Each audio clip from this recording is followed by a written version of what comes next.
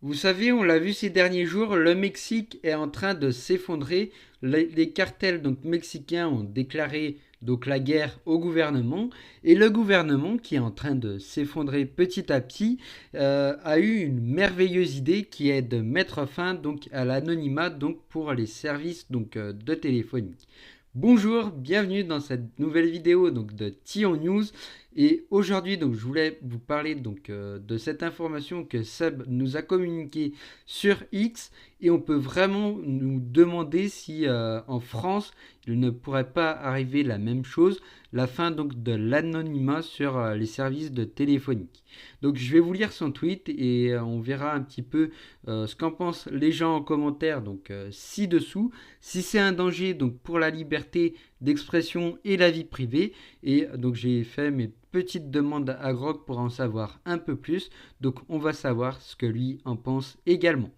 Donc je vais vous lire donc le tweet de Seb.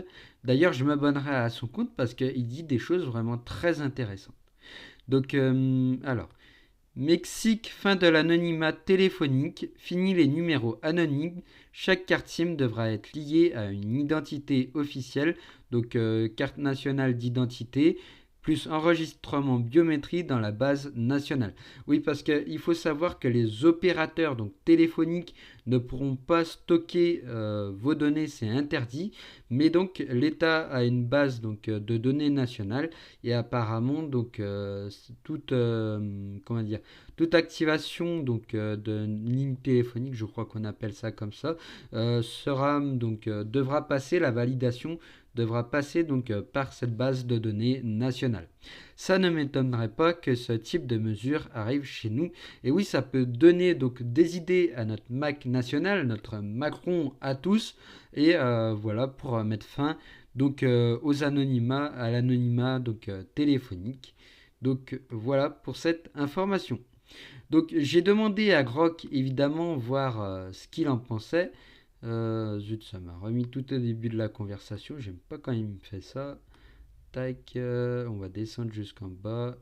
Tac, non, ça c'était sur la vidéo sur les associations que j'ai vue juste avant. Alors, ce qui se passe réellement donc au Mexique.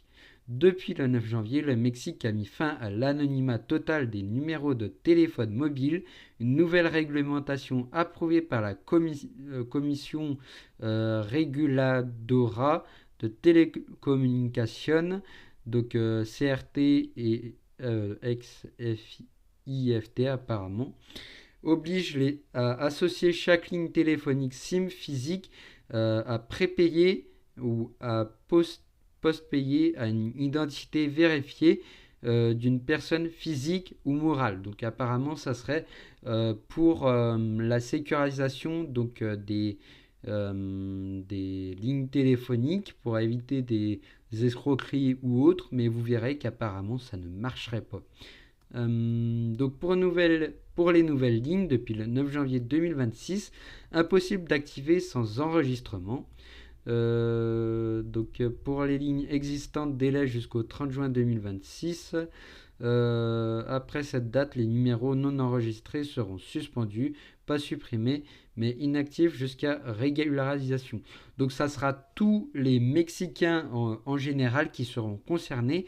Donc déjà les nouvelles lignes actuelles sont déjà soumises à cette nouvelle loi, mais en plus les lignes déjà créées avant la loi devront se régulariser donc avant le 30 juin. On dépend donc d'une inactivité de la ligne jusqu'à la régularisation. Donc les Mexicains se retrouvent piégés. Documents requis, donc une carte d'identité, voilà, un passeport ou équivalent pour les étrangers apparemment. Alors, c'est un code d'identification nationale mexicain, la CURP Biometrica, avec version avec photo, données biométriques intégrées est fortement recommandée ou parfois requise pour la validation. Donc là, c'est ce que je vous disais.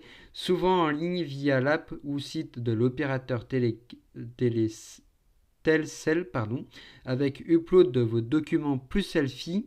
Donc ça sera document d'identité en plus un selfie et peut-être une empreinte d'identité biométrique d'après ce que je comprends. Pour matcher avec l'idée, c'est une forme de biométrie faciale, reconnaissance faciale via l'algorithme, mais pas toujours empreinte digitale. Bon, apparemment, ça sera plus une reconnaissance faciale que les empreintes digitales, mais déjà je trouve ça énorme de demander à la fois des documents d'identité et à la fois donc le visage. Donc ça peut être très dangereux si tout était stocké donc dans une base nationale. Ça peut être très facilement piraté, surtout au Mexique, avec tous les cartels qu'il y a dans le coin. Le point sur la biométrie est obligatoire. Alors ça, c'est pas ce que je voulais vous montrer. Ah si, c'est bon. Donc c'est ce que je vous disais tout à l'heure. Donc les opérateurs ne pourront pas stocker les données biométriques parce que c'est interdit par la loi. Et donc ça sera stocké dans la base nationale gérée par Renanpo. Voilà, qui inclut déjà photos, signature électronique et parfois biométrie, empreinte faciale collectées au registre civil. Après, savoir si ces données sont stockées ou si elles seront supprimées directement après.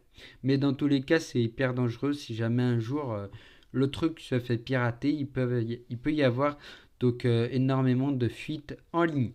Donc voilà pour ce que nous dit Grok. Est-ce qu'il y avait d'autres choses intéressantes? Ah oui, donc vie privée, donc ça fait des débats.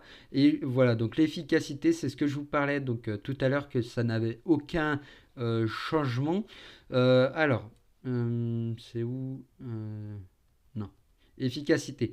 Donc les criminels peuvent utiliser des identités volées, SIM étrangères ou applications, donc VolP, je connais pas. Donc apparemment il y aurait déjà eu des antécédents donc d'usurpation. Donc il y a eu des tentatives similaires en 2021 avec biométrie complète suspendue pour des privacy. Celle de 2025-2026 est plus light, pas de base d'état centralisée pour les SIM, mais vérification donc via CURP. Après, si ça n'a pas marché la première fois, on peut se demander donc si ça va marcher la deuxième fois. Voilà donc pour les infos que Grok peut nous communiquer là-dessus. Avant de lire les commentaires, je vais juste m'abonner donc au compte de Seb parce qu'il me semble que je suis pas abonné. Hop. Non, là c'est bon, je suis abonné. Je vais juste rajouter les notifications. Bon bah c'est bon, apparemment. Voilà, je suis abonné à Seb. J'aime beaucoup son contenu. Hop. Alors, on va voir ce qu'en pensent les gens. Et donc, comme je le disais, ça pourra peut-être donner des idées donc, à notre Emmanuel Macron, à tous, pour mettre fin à l'anonymat. Donc, déjà, il met fin à l'anonymat sur les réseaux sociaux, mais on peut se demander s'il va faire pareil donc avec les lignes téléphoniques. Hop. Faut fournir un papier d'identité déjà ici. Oui, en France, tu montres une pièce d'identité à l'achat. Au Mexique, chaque numéro devra être acheté avec l'identité officielle enregistrée dans la base nationale. Donc oui, apparemment, donc en France, il faut fournir donc la carte d'identité, mais ça serait qu'à l'achat où on doit la montrer au vendeur ou je sais pas trop comment ça se passe. Mais au Mexique, là, ça sera réellement donc stocké dans une base de données nationale d'après ce que je comprends. Moi, j'ai pas bien compris le tweet, enfin le commentaire. C'est le cas dans quasiment tous les pays européens depuis 2016. En France, c'est un peu moins surveillé, mais en Suisse, impossible d'acheter une SIM sans CNI passeport, par contre, pas de biométrie. C'est pour nous protéger, je suppose. Et oui, ça serait pour nous protéger, apparemment. Tout ce que fait l'État, c'est pour vous protéger. Donc la plèbe aura une surveillance de masse pendant que les criminels utiliseront forcément des prêts, noms ou vols d'identité. Et sûrement, eux auront une vie privée. Et je suis parfaitement avec toi, Marco. Avec tous les scams téléphoniques, ça me semble inévitable. Après, certes, il y a des scams téléphoniques où il y a des publicités, ce genre de choses. Mais moi, j'ai une application sur mon téléphone et elle est vraiment utile. Je crois que ça s'appelle Préfixe ou quelque chose comme ça. Où en gros, tu peux paramétrer qui peut t'appeler. Par exemple, tu mets tes proches et pour le reste, bah, ça t'envoie juste une petite notification pour te demander si ce numéro est un spam ou non. Et donc voilà, moi je trouve ça vraiment utile parce que tu n'entends pas sonner ton téléphone, tu reçois juste une notification.